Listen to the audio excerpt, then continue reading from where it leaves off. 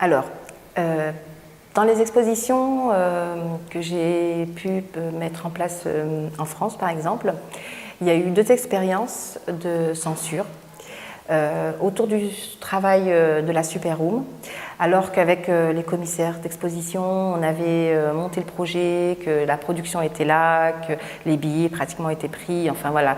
À 1 semaine, 2 semaines de l'exposition, on m'a dit que le projet était arrêté parce qu'on ne se sentait pas la capacité de défendre ce travail, pas tant parce que c'était du nu, mais parce que c'était, entre guillemets, une fille d'origine arabe qui faisait du nu. C'est d'autant plus stigmatisant parce qu'on se rend compte qu'on est censuré parce qu'il y a une histoire de l'immigration aujourd'hui en France avec ces rapports de domination culturelle et autres. Et dans ces rapports-là, on subit une autre forme de discrimination qui est, à partir du moment où on est donc une femme, donc arabe, d'origine ou arabe, on ne peut pas montrer du travail où il y a du nu. Parce que je pense que c'est toujours lié à une question d'ignorance et aussi à une question d'assumer toute la question de la médiation par rapport à son public. Et dans ce sens, effectivement, il y a eu des expériences. Alors que le rapport au nu ici, je ne l'ai pas du tout vécu de la même manière à Casablanca. Superroom, le travail de Superroom, vraiment les catcheuses, on l'a montré ici en premier, dans la galerie de Fatma Gelel en 2012. Et effectivement, on s'attendait à des critiques, évidemment, mais malgré tout, les gens sont venus, ils ont regardé, ça a mis un temps pour faire accepter ce travail, mais sans jamais le placer dans le rejet. Ou alors, s'il y avait du rejet, c'est vraiment une question d'esthétique, parce qu'on n'aime pas le kitsch ou parce qu'on n'aime pas une certaine forme d'esthétique. Mais je me souviendrai toujours d'une expérience très drôle, c'est que la galerie de Fatma Gelal était anciennement située en face du lycée Lyotet.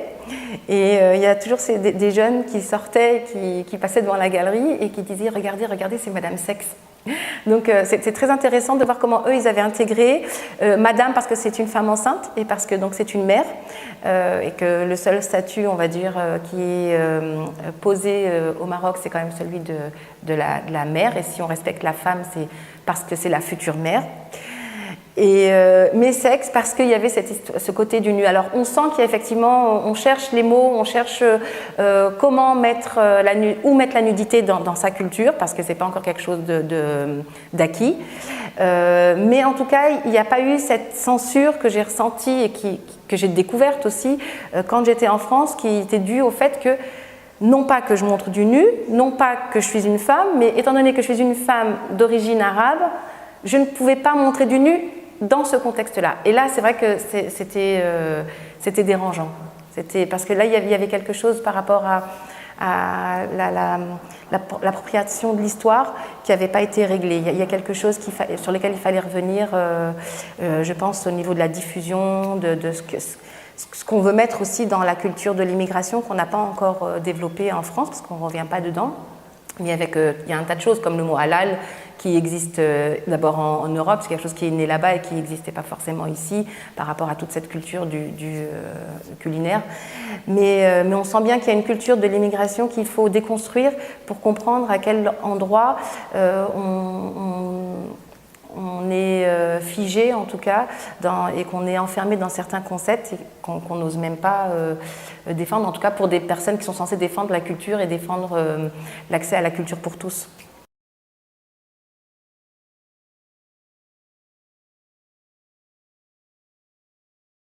Alors l'intersectionnalité effectivement est un point fondamental puisque étant entre 2 cultures et vivant entre la France et le Maroc, il était important pour moi de comprendre quelles sont les questions qui faisaient sens dans mon parcours artistique et de savoir d'où je parlais. Et effectivement, quand je parle depuis la France ou depuis le Maroc ou depuis la culture maternelle ou depuis ma culture d'adoption, on n'est pas face au même type de représentation et donc on n'est pas en face du même type d'enfermement.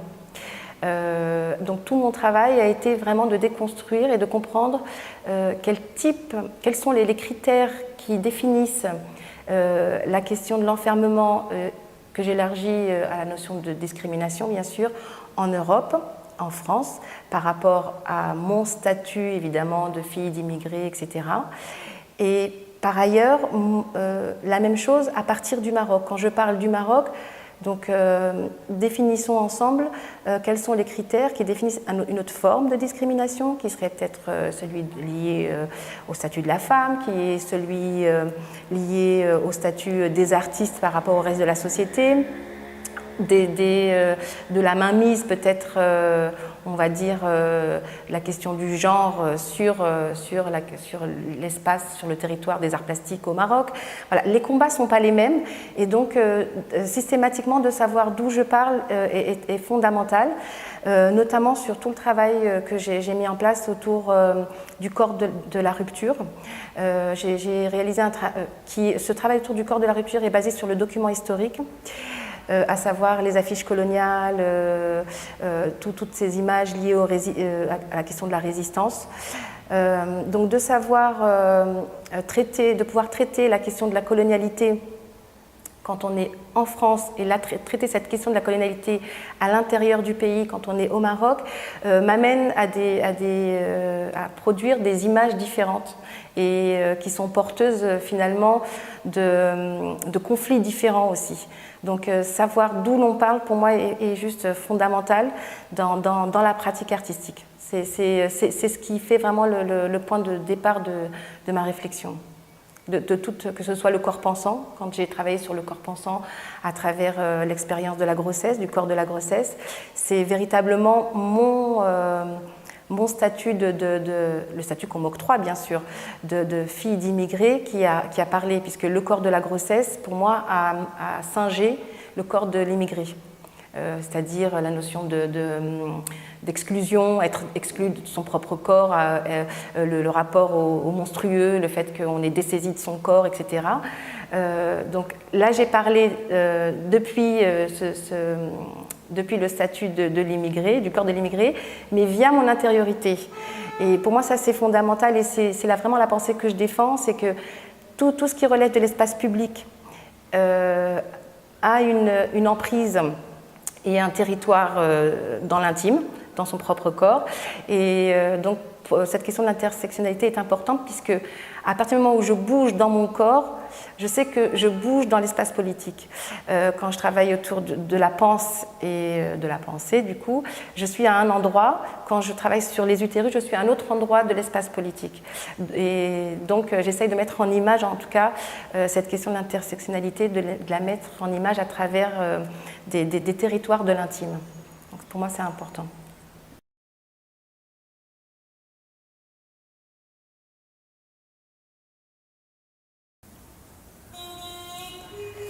Alors, je crois qu'au Maroc, c'est très fluctuant.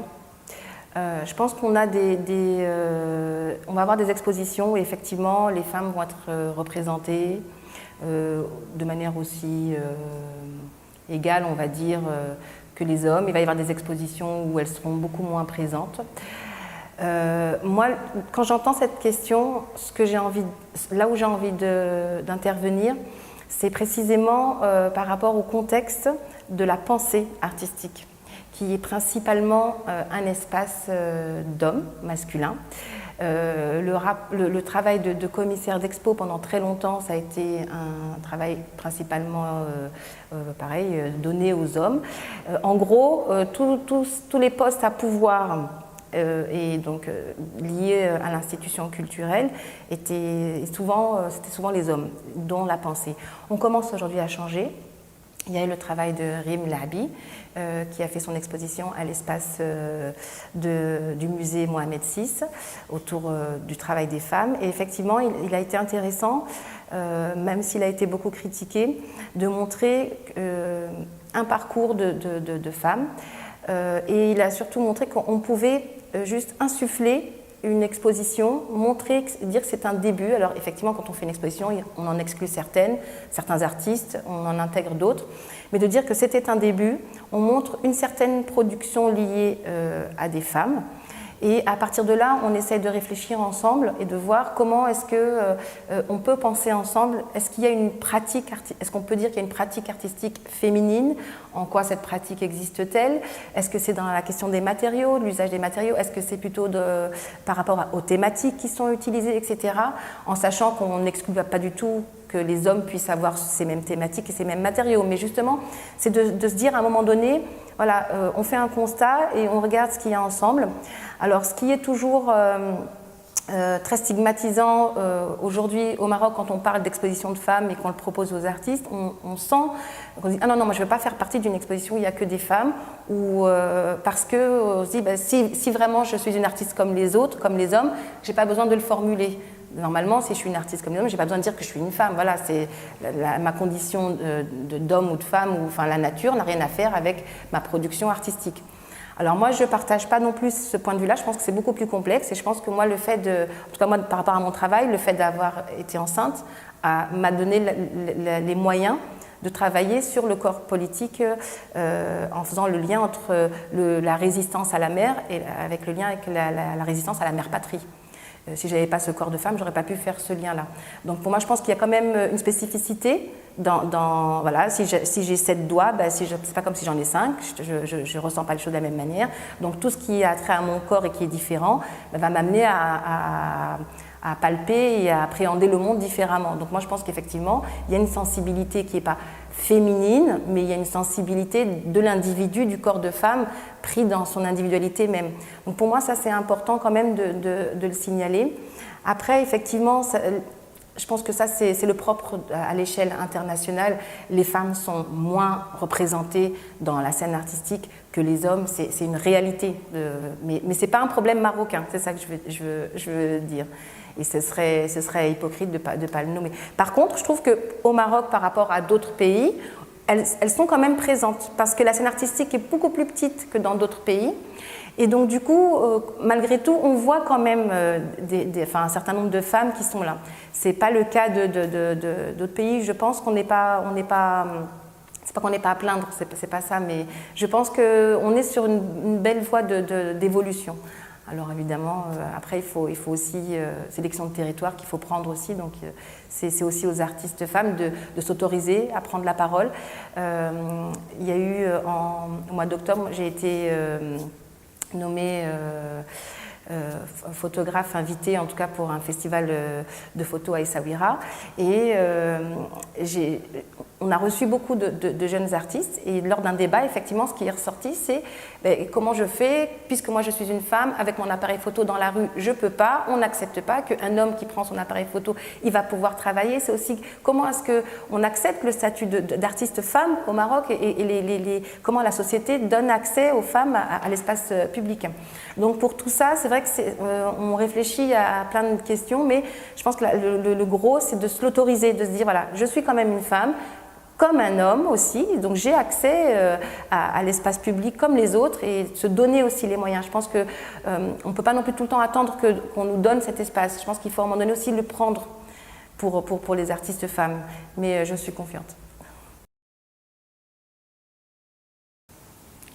Alors, c'est une question pendant longtemps qui a été, que j'ai appréhendée comme une question piège. Pendant très longtemps, je ne voulais pas du tout entendre parler de féminisme, et parce que tout simplement, dans les années, la fin des années 90, début des années 90, quand j'ai commencé en tout cas, la question de féminisme était pour moi une question, pour moi vraiment c'était mes représentations, une question qui enfermait une espèce d'intellectualité qui était peut-être le propre à une certaine culture bourgeoise à un moment donné, et qui était pour moi enfermée dans les livres et qui ne répondait pas du tout à l'urgence que je devais régler à ce moment-là, en tout cas d'un point de vue identitaire, que mon travail a pris. Donc pour moi, on n'était pas du tout, c'était pas les mêmes temporalités, c'était pas les mêmes manières de penser. Voilà, il y avait une urgence et j'avais pas du tout de répondants en face. Quand j'allais dans des débats féministes, c'était tellement dilué dans la pensée d'un tel, mais concrètement, enfin, je veux dire, quand on pense féminisme, concrètement, sur le terrain, il y a des choses à faire là. Donc, je ne dis pas que le discours est dénué de références et de pensée intellectuelle, c'est pas ça du tout. Mais qu'à un moment donné, je pense qu'on était dans une mode et la pensée et l'intellectualité avaient pris le pas sur... en tout cas, il y avait eu un schisme avec la réalité locale.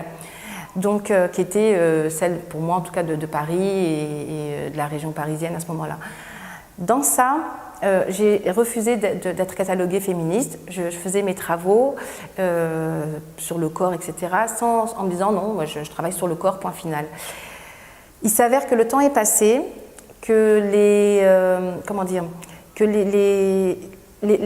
les statuts des positions adverses à tous les niveaux, que ce soit au niveau du social, du politique, du culturel, sont devenues des positions tellement rigides. On a eu tellement de postures fermées. Il y a eu tous ces problèmes liés au communautarisme. Enfin, moi, je ne me reconnaissais absolument plus. Enfin, voilà, tout ce qui était modèle plutôt d'ouverture, qui était dans les années 80, un modèle d'ouverture, d'évolution, en tout cas, on va dire, de se positionner dans un espèce de mondialisme et de se dire, voilà, on fait partie d'un tout, etc. s'est retrouvé vers la fin des années 90 à être complètement refermé sur soi-même, etc. Et là, je me suis dit, non, là, vraiment, là, il y a des vrais combats là, à mener et je ne peux pas ne pas être féministe. C'est juste pas possible. Notamment quand j'ai commencé tout ce travail autour de la question des avortements depuis 2005.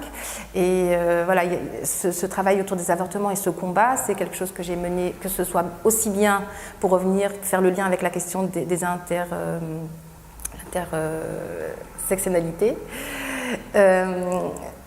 Quand j'ai travaillé sur la question des avortements en France, c'est pas du tout la même manière avec laquelle j'ai travaillé au Maroc. Mais en tout cas, c'est un combat féministe qui se trouve pour moi sur les deux territoires. Il y a eu effectivement beaucoup de choses qui ont été rejetées, des incompréhensions, parce que quand on dit qu'on est féministe et qu'on se base et qu'on est sur la question des avortements, ça veut dire que forcément on est pour l'avortement. Alors moi je reviens toujours sur ces questions-là. Je ne suis ni pour ni contre l'avortement. Je suis pour que la femme soit libre de ses choix. Et c'est là où je situe aussi ma pensée. Je suis vraiment pour les libertés et l'émancipation individuelle. C'est fondamental. Donc cette question du féminisme, c'est là où je disais que c'était dangereux de ne pas préciser sa pensée dans le féminisme, parce qu'on peut aussi être taxé d'un certain fanatisme aussi dans le féminisme et de vouloir aller dans des endroits complètement sectaires. Non, pour moi la question du féminisme, elle est ouverte. Si elle est ouverte et qu'elle permet d'intégrer l'individu dans sa liberté, elle est opérationnelle. Si elle renferme et qu'à nouveau elle crée de nouvelles bulles à l'intérieur, moi ça me pose problème. Donc féministe oui, si c'est pour la liberté individuelle et l'émancipation des individus, quoi.